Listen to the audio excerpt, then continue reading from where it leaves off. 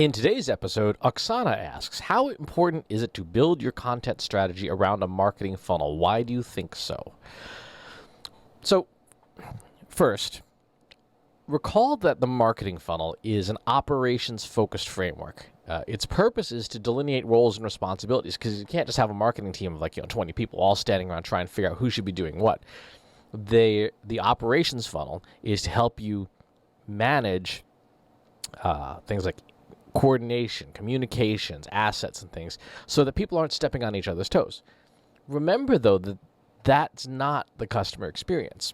A marketing funnel, people don't move linearly from stage to stage, in a nice orderly fashion for the most part in customer journeys, because these days we have these lovely devices, right, that allow us to be in multiple parts of the funnel at the same time, that allow us to be moving forward and backwards in the customer journey, right? You may have purchase intent. You go to the e-commerce provider's website, you read the reviews, and suddenly you don't have purchase intent anymore, right? You've moved backwards.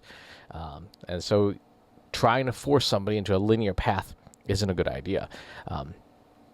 So marketing funnels are not the customer journey. They're not the customer experience. But the concept of the question is absolutely correct. You should have content at each stage in the customer experience, and each of the intents that a customer has along the way.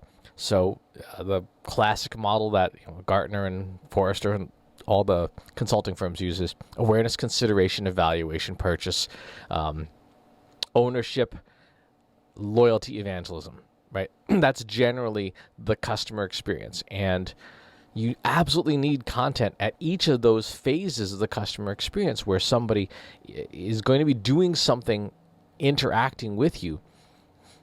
There's a bunch of different things that content does, but we can boil it down to three basic things, right? From YouTube's content framework, it's Hero, Hub, Help. Hero content is content that answers the question why. Why should I be even thinking about this thing? What is the big picture, the big concept? What content is the middle, right? The hub content. What is the thing? Explain it to me. Tell me what its purpose is. And then help content is the third, and it's the how. How do you do the thing?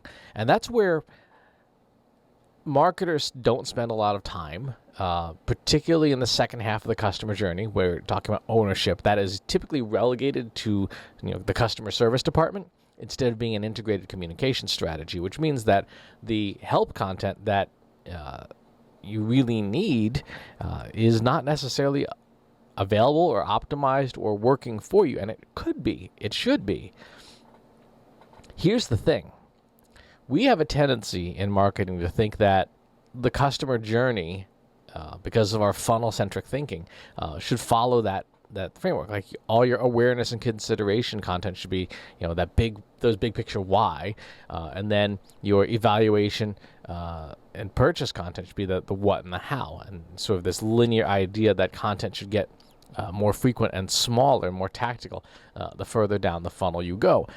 That's not necessarily true. Right? There are big picture questions at every stage of the customer journey. There are things that people want to know how to do at every stage of the customer journey.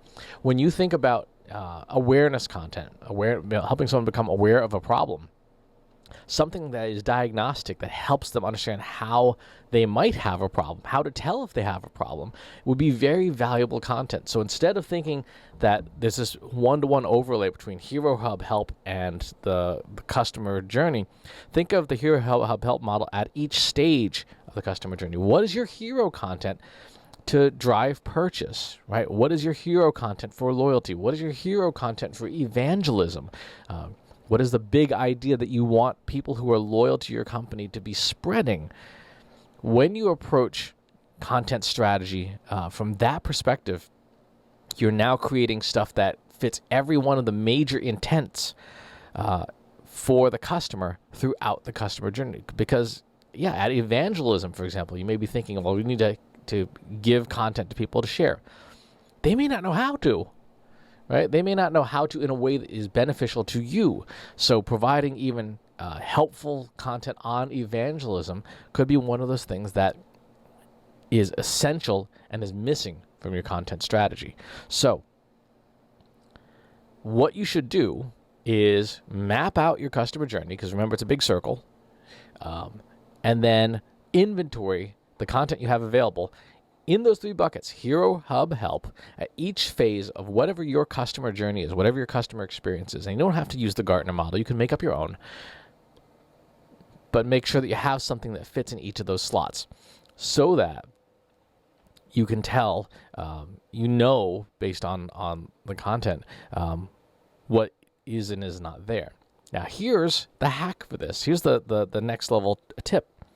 If you have it all tagged properly, hero, hub, help, and what stage of the customer journey it is, using whatever choice you want, technology you want to use. You can use the data layer in Google Analytics or in URL structure. It doesn't matter. You can tell what content is in most demand at each stage of the customer experience, right? If you have a hero, a hub, and a help piece available, say, at evaluation in the customer journey, and it's the hero piece that's getting hit the most, you know then that you have a deficiency there in your regular marketing. If people are trying to figure out why they even need thing at the evaluation phase, right? That tells you that there's something going on in the customer's mindset that is problematic and that you need to address more. You need to create more content around that particular why concept. If you have customer satisfaction content that is all about the what, right? And typically you would think it'd be about the how. Like, how do I make my AirPods sync back up to my phone? But if there's questions about the what, like, what do I use this thing for? What other things can I use it for? That tells you that your product marketing might not be robust enough. If people have bought the thing and they've used it for the one intended purpose, and they're not trying to figure out, like, do I even still want the thing? You're going to have an evangelism problem, right? You're going to have a problem getting people to be excited about sharing it if they can't figure out what to do with the thing after they bought it. So there's an opportunity there to have more what content if you see that the what content becomes really popular at that phase of the customer journey. Mapping this all out and building content for each of these phases will take you some time. It will take you some time, and you can probably reclassify some of the content you already have into those slots, but you're going to have gaps. Fill those gaps, then wait however long it takes to, if you're depending on the traffic of your website, 30 days, 60 days, 90 days. And then you will see what the most popular pieces are at each stage and where your gaps are. And then fill those gaps in product marketing content, in ownership content, and loyalty and service content, so that your customers are happy. That will obviously reduce your service costs. It will reduce your overall marketing costs. It will bring more search traffic to you. But most importantly, it satisfies the customer's needs at each stage of the customer journey. And that's really what the goal is here. So, no funnels. Use the customer journey and use the Hero Hub Help model at each stage of the customer journey to create your overall content strategy. If you have follow-up questions, leave them in the comments box below. Subscribe to the YouTube channel and the newsletter. I'll talk to you soon. Take care. Want help solving your company's data, analytics, and digital marketing problems? Visit trustinsights.ai today and let us know how we can help you.